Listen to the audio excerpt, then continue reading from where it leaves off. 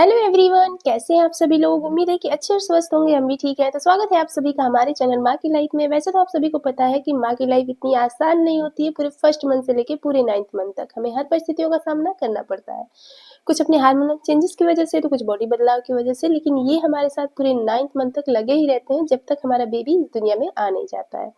तो थंबनेल देख के तो आप सभी को पता चल ही गया होगा कि मैं आज किस बारे में बात करने वाली हूँ। जी हाँ, गर्भ में सबसे ज़्यादा हलचल कौन करता है, लड़का करता है या लड़की करती है। आप लोग का डाउट काफ़ी होता होगा ना, जब हमारा बेबी पहली बार किक करता है और पहली बार हमें हलचल फील करवाता है, तो हमें बहुत से हमारे मन में डाउट भी उत्पन्न होते हैं। हर माँ की उत्सुकता जानने की होती है कि नहीं, हमारा बेबी इतना ज़्यादा हलचल कर रहा है तो क्या हो सकता है, या फिर बहुत ज़्यादा स्लो हलचल कर रहा है तो क्या हो सकता है। तो इसका जो भी रीज़न है मैं आप सभी को बताऊँगी, क्योंकि आप सभी मेरे से काफ़ी दिनों से जॉइंड है। जो भी मैं वीडियो आप सभी को देती हूँ, वो मेरा रियल का एक्सपीरियंस होता है और कुछ पुरानी रिवाज से आधारित होता है, क्योंकि काफ़ी हद तक चीज़ें जो गाँव में होती है ना, वो सबसे ज़्यादा अनुमान लगाने पे ही टिकी होती हैं, और काफ़ी ज़्यादा ये चीज़ें सटीक भी बैठती हैं, और मेरे ऊपर बहुत सटीक बैठी थी मेरे दोनों बेबी के समय। तो जैसा कि आप सभी को पता है कि जो भी वीडियो मैं आप सभी को देती हूँ, ये मेरा रियल बेबी का सिम्टम्स होता है और मेरा रियल एक्सपीरियंस भी, ठीक है। तो वीडियो में अगर नए होंगे आप लोग, तो प्लीज़ चैनल को सब्सक्राइब कर लीजिएगा, वीडियो को लाइक करके शेयर जरूर कर दीजिएगा। अपनी राय कमेंट में देना बिल्कुल भी ना भूलिएगा कि क्या सिम्टम्स आपका मेरे से मैच हुआ। सबसे पहले आप लोग को बता दें कि सभी की प्रेगनेंसी अलग है, सभी के हार्मोन्स अलग हैं, सभी के सिम्टम्स भी अलग होंगे। तो आप लोग कंफ्यूजन में ना रहिएगा, सिम्टम्स कभी किसी का मैच नहीं होता है। और एक बात और है कि दोनों बेबी के समय हमारे अलग अलग सिम्टम बनते हैं, ये तय है। कब बेबी गर्ल के समय अलग सिम्टम्स बनेंगे और बेबी बॉय के समय अलग बनेंगे। और वही अगर एक ही जैसा सिम्टम्स बन रहा है, तो कभी-कभी ऐसा भी होता है कि सिम्टम्स एक जैसा होता है, तब भी बेबी बॉय होता है या फिर बेबी गर्ल हो जाती है। बस ये एक माँ ही पहचान पाती है, क्योंकि अगर जो लोग फर्स्ट बार प्रेगनेंसी कंसीव करते हैं, तो उनको सारी चीज़ें नई होती हैं, और वो अपने जितने भी सिम्टम्स होते हैं, वो अपने घर के बड़ों से शेयर करते हैं, और तभी पता चलता है कि नहीं, ये किसके साथ मैच हो रहा है और ये सिम्टम्स किसके साथ मैच हो रहा है। कोई कहेगा मेरे बेबी बॉय के साथ मैच हो रहा है, तो कोई कहेगा बेबी गर्ल के साथ मैच हो रहा है, लेकिन ये किसी न किसी में मैच होता ही है। और लेकिन अगर वही हमारा दूसरा बार अगर हम लोग प्रेगनेंसी कंसीव करते हैं, तो अगर हमारा जितना भी सिम्टम्स हो रहा है वो हमारे फर्स्ट वाले से मैच कर रहा है, तो काफ़ी हद तक चांस बनता है कि नहीं, जो भी हो, बेबी बॉय हो फर्स्ट बार या बेबी गर्ल हो, तो वही होने वाला है। क्योंकि आधा ज़्यादा चीज़ें जो है हम लोग दूसरी प्रेगनेंसी में समझ में आ जाता है, ठीक है। तो क्या आपका सिम्टम मैच हो रहा है, आप लोग कमेंट करके ज़रूर बताइएगा। सबसे पहले बात कर लेते हैं सबसे ज़्यादा हलचल कौन करता है, ठीक है। फिर मैं अपने सेकंड प्रेगनेंसी अपने बेबी बॉय के सिम्टम्स की बात करूँगी। वैसे तो देखिए, जितने भी एक्टिविटी पे निर्भर करता है ना बेबी कितना स्वस्थ है, कितना एक्टिव है, कितना हमें हलचल फील करवाने में मतलब मदद कर रहा है। क्योंकि मतलब जितने भी सिम्टम्स ये है ना हमारे बेबी मूवमेंट को लेके, ये कोई तय नहीं है कि बेबी ज़्यादा हलचल कर रहा है तो बेबी बॉय है या फिर बेबी गर्ल है, या फिर नहीं हलचल कर रहा है तो बेबी बॉय है या बेबी गर्ल है। जी नहीं, बेबी जितना स्वस्थ रहेगा, एक्टिव रहेगा, उतना ही वो हलचल करेगा, उतना भी फील कराएगा। और कभी-कभी प्लेसेंटा की वजह से भी कभी-कभी हमें मूवमेंट हमारे बेबी का बहुत कम पता चलता है।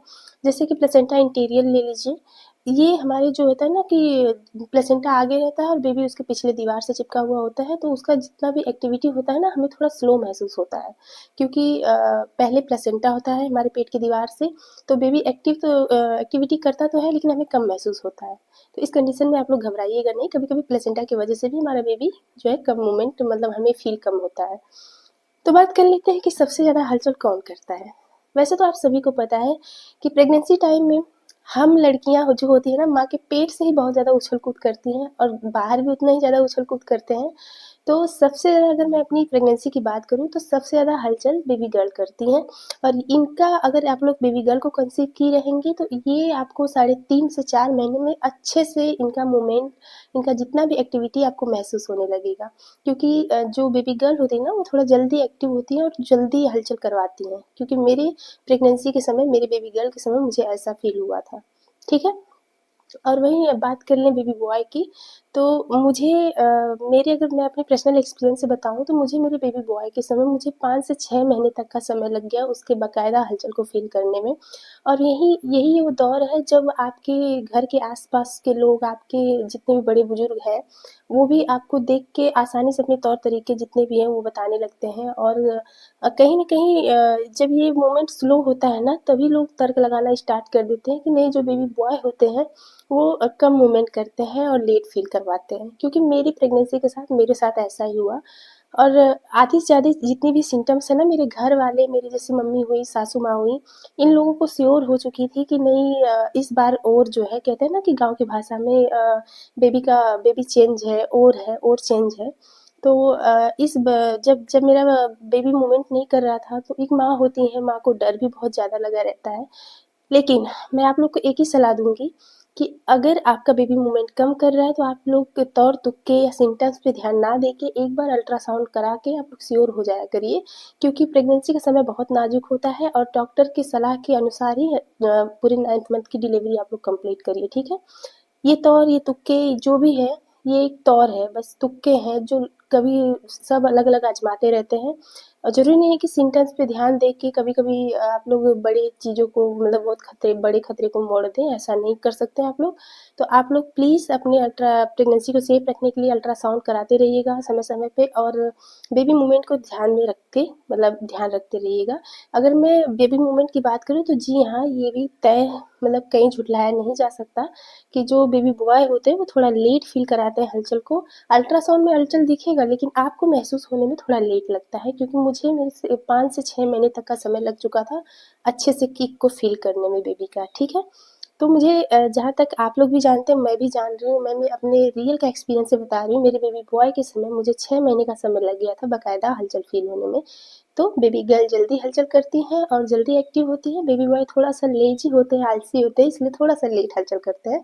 तो आप लोग घबराइएगा नहीं, कोई भी नतीजे पहुँचने से पहले आप लोग अल्ट्रासाउंड करा के श्योर ज़रूर हो जाया करिए, ठीक है?